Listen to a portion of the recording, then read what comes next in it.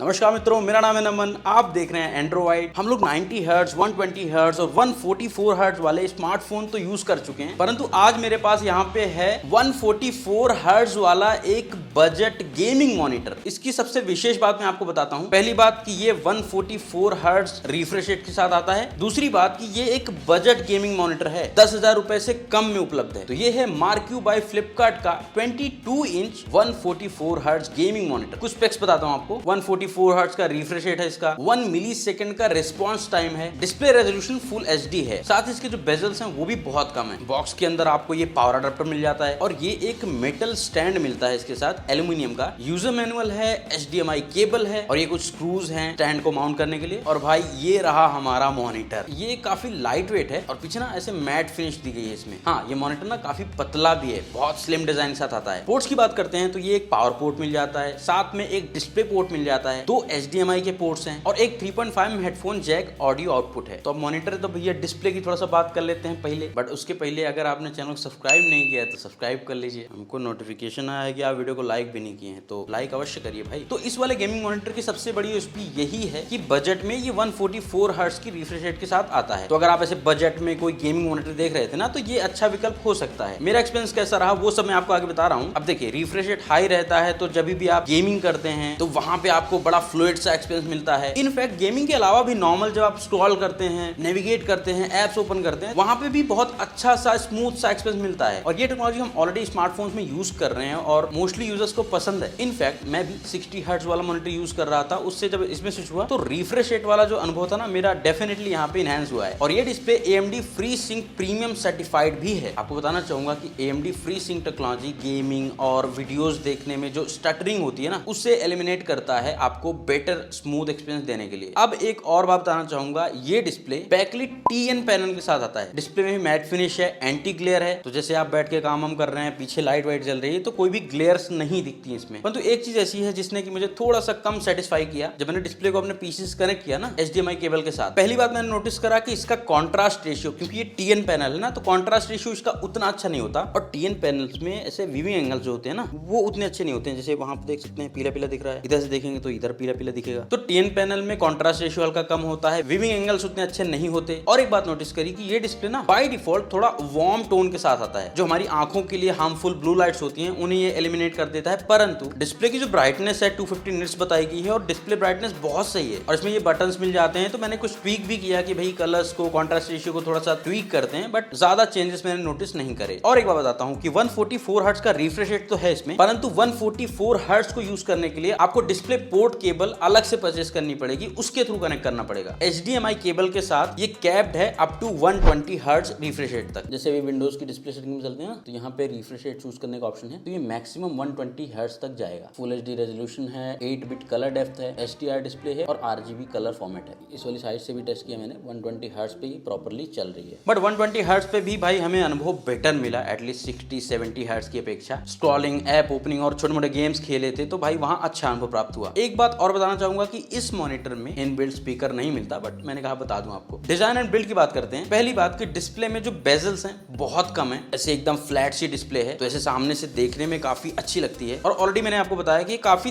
Thin design के साथ आता है और नीचे व्हाइट कलर की चिन्ह मिल जाती है जिसमें मार्क्यू की ब्रांडिंग और बटन्स को मार्क कर रखा है। हाँ, ये पूरा प्लास्टिक बिल्ड के साथ आता है। जो इसका स्टैंड है वो मेटल का है। जो इसका स्टैंड है इसकी हाइट थोड़ा सा मुझे कम लगी, जो मेरा वर्क फ्लो है उसके हिसाब से मैं थोड़ा सा और ऊपर रखता हूँ, परंतु हो सकता है आपके लिए सही हो। एक और अच्छी बात है कि इसमें माउंट स्लॉट भी दिया गया है, तो आप इसे दीवार पे या फिर ऐसा कोई जुगाड़ खरीद के डेस्क पे माउंट कर सकते हैं। प्रोडक्ट में जो फिनिशिंग है ना वो थोड़ा और बेटर हो सकती थी यूज करने के बाद, ऐसा लगा मुझे। हाँ, डिस्प्ले को ट्वीक करने के लिए इनका कोई डेडिकेटेड एप्लीकेशन मुझे नहीं मिला अभी तक। ऐसे एप्लीकेशन होता है तो हम बहुत सारी चीजें ट्वीक कर लेते हैं ना मॉनिटर्स में, तो आप इसे फ्लिपकार्ट से बाय कर सकते हैं। इसकी प्राइसिंग 8,999 रुपए के आसपास रहती है मोस्ट ऑफ द टाइम्स। और इसकी यूएसपी और मेरा क्या एक्सपीरियंस रहा वो सब मैंने आपको ऑलरेडी बता ही दिया है। यदि आपको बजट में एक 144 हर्ट्ज डिस्प्ले वाला गेमिंग मॉनिटर चाहिए तो आप इसे कंसीडर कर सकते हैं। और मार्क्यू के अकॉर्डिंग इनके 15,000 प्लस पिन कोड्स पे सर्विस सेंटर्स भी उपलब्ध हैं और 7 डे डोर स्टेप सर्विस भी प्रोवाइड करते हैं। हाँ, बाकी आप अपने एरिया में चेक कर लीजिएगा कि सर्विस सेंटर्स की क्या व्यवस्था है। बाकी इस मॉनिटर से रिलेटेड सभी लिंक्स आपको डिस्क्रिप्शन में मिल जाएंगे। तो आशा करता हूँ वीडियो आपको अच्छा लगा होगा। और अब मैं आपसे जानना चाहूंगा कैसे लगे आपको ये मार्क्यू के गेमिंग मॉनिटर। तो बस मित्रों, आज वीडियो फिलहाल इतना ही। वीडियो यदि आपको अच्छी लगी हो तो वीडियो को लाइक करना, चैनल सब्सक्राइब करना ना भूलिएगा और हम मिलते हैं आपसे अगले वीडियो में। नमस्कार।